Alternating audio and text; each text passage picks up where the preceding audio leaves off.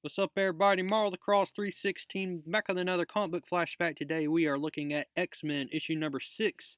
This issue came out in July of 1964, and today we have a special guest star appearing in this issue, and that is none other than the Submariner. We know that the Submariner has posed a big threat to the Fantastic Four in the earlier Fantastic Four issues, but now in these early X-Men issues, now we see that Namor the Submariner is also a big threat as well. And so we'll be looking at the Submariner today and how he poses a threat to the X-Men, as well as which side he is going to take. And it looks like he's going to take the side of Magneto. And so we'll definitely be looking at this also, just featuring Quicksilver and the Scarlet Witch in this issue. So let's go ahead and get started with today's issue.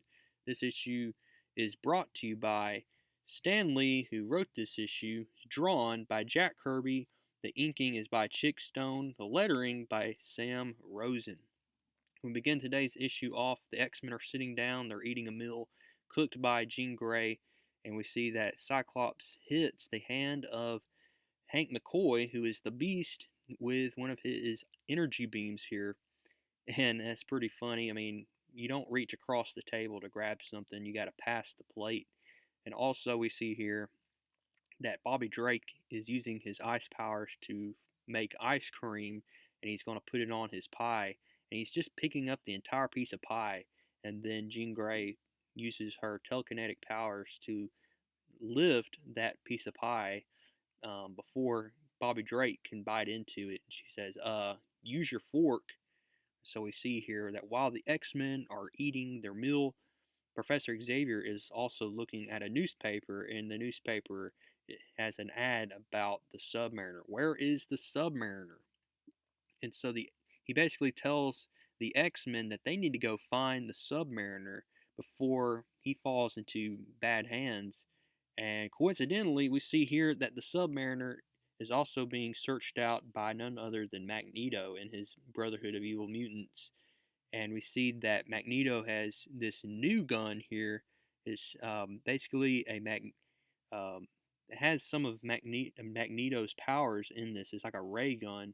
All of a sudden, he sees Cyclops. How in the world does Cyclops get in this situation? I don't know, or we're soon going to find out. Is this the real Cyclops? No, it was actually an illusion formed by Mastermind here, and that beam is headed right towards the Scarlet Witch, and we see here that Quicksilver is going to come to the aid of the Scarlet Witch. So we see then that Quicksilver is pretty pissed off. He goes to find out who was responsible, and Magneto notices that it was Mastermind that was responsible, and he basically says that the magnetic power blast is only a small sample of what I'll do if you ever again dare to practice one of your illusions on me. And so he says, everybody just stay back now, all of you. And we see here that while Magneto is sitting in his chair, there's an astral projection of himself, and he's now going to go search for the Submariner. And so while the X-Men are busy training in the Danger Room, Professor Xavier goes to himself, and he's also going to project an astral form of himself while he is in the X Mansion. And Professor Xavier is going to travel into the darkest and the deepest parts of the ocean to find and locate the Submariner. But unfortunately, it looks like Magneto beat him to the punch here, as Magneto is going to be the one that is going to influence the Submariner. And so when Magneto finally reaches the Submariner, we see that there's an angry Submariner, Namor, who had just been defeated by the Fantastic Four in issue number 27 after him trying his best to get his hands on the Invisible Girl. If you don't know, Namor definitely has a big thing for the Invisible Girl. He has a big crush on her, but her heart is with Reed Richards. And so we see here that it doesn't matter how much power he has, it just does not look like he is a big king like he used to be. So he tells everybody to just get out of his sight, and he has to think to himself. And so while one of these guys is hiding behind the curtain, we see that an astral projection of Magneto comes to this guy and basically says, "Look, if you listen to me, you'll have power beyond your wildest dreams." And he's like, "What are you talking about?" And he's like, "Look, go to Submariner and tell him he needs to align himself with Magneto, the evil mutant, and then when the Submariner is gone, then you can take his place on his throne." And so he's like, that's a good idea. And so back at the X Mansion, we see that Professor Xavier comes to the X-Men and tells them that they need to locate the Submariner quickly. And so they're going on this new mission, and he basically says that Magneto is probably responsible for this freighter basically being teleported out of the ocean. I mean, he has this huge, mysterious isle that he's been living on, and he has this magnetic device that emits these strange rays, and those rays hit that freighter. And so he says we're going to have to get on a ship, and so that's exactly what we see. The X-Men are now on board this ship, and we see here that they even have this camera here to basically um, look for Magneto here. And so we see the Beast falls off of the tight wire here, and we see Jean Grey tries to catch him with her telekinetic powers, but we see the Iceman's going to come to the aid to form a big snow mushy pile of snow here so that the Beast could land into it. And then while all this is taking place, he's going to send the Angel to see if he can find Submariner. And so while this new guy here who had just been spoken to Magneto he's basically going to come to Namor here and convince Namor that he needs to align himself with Magneto. Now Submariner didn't really think about this. He didn't say, maybe the mutants have a point here. Maybe I should align myself with Magneto. But he also recalls how he aligned himself in the past with the Hulk, and that didn't work out back in Avengers issue number 3. So we see that he listens to one of his generals here, that general right here, and so he's going to then get in the ship and he's going to go towards Magneto's island here, and he makes it here as we see and has a discussion with Magneto. So now we have two of the most powerful beings on Earth here. Basically, they're going to align themselves with each other. Magneto thinks, how can I convince Submariner to join my team? I'll just use the beauty of Scarlet Witch to grab his attention. And so while the Submariner has his back turned, we see that she accidentally causes some of her hex power to electrocute the Submariner, but she didn't mean to do it.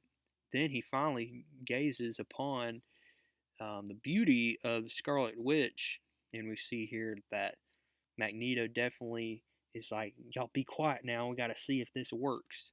And so all of a sudden, while all this is taking place, Angel comes on the scene, and Angel's trying to send a message to Magneto, but Magneto is going to then hurl these rocks at Angel. So Angel dodges these rocks. Then Namor says, "Get out of my way, Magneto. Let me handle this."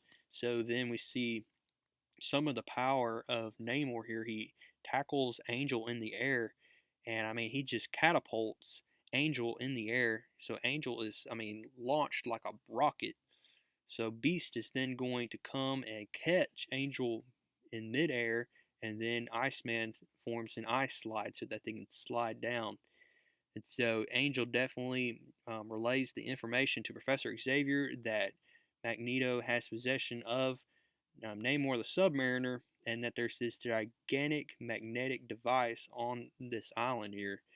And so all of a sudden, the entire ship is destroyed by that magnetic device here from Magneto. Everybody falls into the ocean. Beast holds Professor Xavier above water here, and then Iceman's going to form this, um, basically this ice on the water here so they can walk on the water. They finally come to the island, and they come across a bunch of spines and roots the X-Men are still young at this point. They still need to learn that this is an illusion, so they walk right through the illusion thanks to Professor Xavier. A lot of great action in this story. See, Magneto calls on Quicksilver here to tackle Cyclops, and we see that Quicksilver is a pretty good match for one X-Men, but not for a lot of X-Men. So we see he's then spun around a lot by the telekinetic powers of Marvel Girl here, and so we see that while he is being ganged up by the X-Men, Scarlet Witch is basically worried about her brother, but we see that Magneto doesn't care anything about the life of Quicksilver. He's going to use that magnetic ray device on all the X-Men, including Quicksilver, but we see that then Namor comes to the aid of the Scarlet Witch. You're not going to talk to her like that. So Magneto and then Namor start to battle each other. So just so much action taking place, so much that it's just kind of hard to explain. We see that Mastermind uses his illusion here to cause a fog, but Iceman uses his powers here to cause the fog to go away. We then see here that Scarlet Witch is going to come to the aid of Quicksilver here, and we see Magneto close the door on Scarlet Witch. He's like, I have no need of her or Quicksilver as of yet. So now the X-Men, after having defeated Magneto, and basically Magneto has dodged the X-Men, now the X-Men have to battle the Submariner and Scarlet Witch.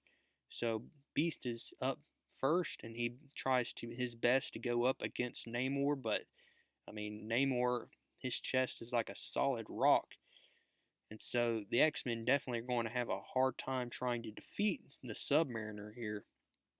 And we see that Scarlet Witch is like, if Namor came to my aid, I need to come to his aid. So she causes her hex powers to cause Cyclops to fall into the ground.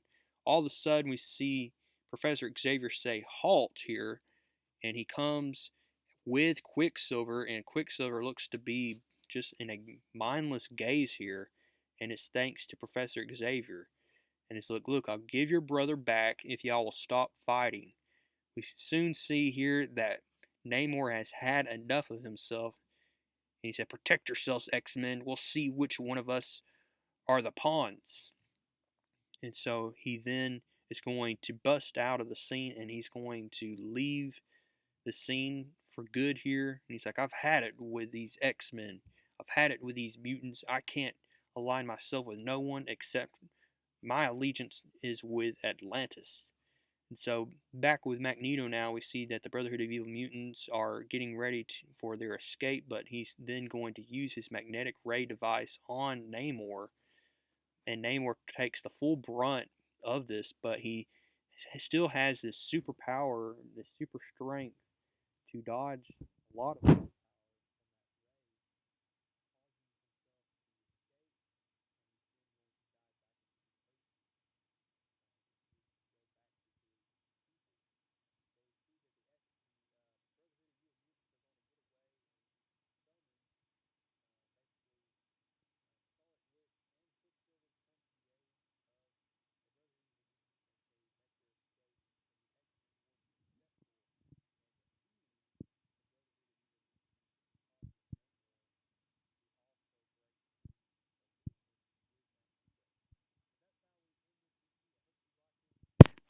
Once again, like I said, this earlier issues action packed as well as a lot of storytelling. And so that's pretty much why these videos are longer than other stories. But I hope you liked it. Hope you like these older issues of the X-Men as we continue to look at the X-Men series from 1963 and onwards. And so until next time, we'll be looking at issue number 7, and I hope to see you there. Until next time, keep reading comics.